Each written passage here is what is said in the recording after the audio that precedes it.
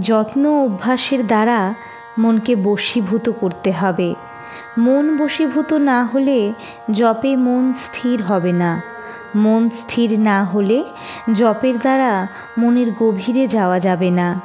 মনের গভীরে না ঢুকলে কিছু লাভ করা যাবে না। লাভ করা কি যায়?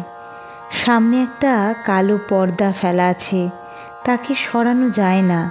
মনকে কোনো রকম ট্রেনিং দেওয়া হয়নি, তাই এই মনকে রক্ষা করতে হলে খুব যত্ন ও অভ্যাস করতে হবে। ভালোবাসা আনতে চেষ্টা করো।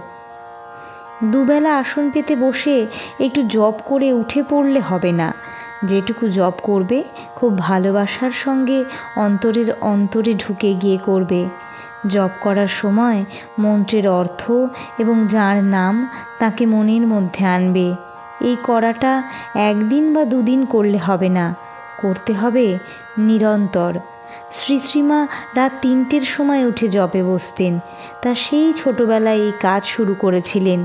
জীবনের শেষ দিন পর্যন্ত একভাবে করে গেলেন। যেটাই করবে সেটাই নিরন্তর দীর্ঘকাল ধরে করবে। আলোর সন্ধানে, গল্পে গল্পে তত্ত্বকথা।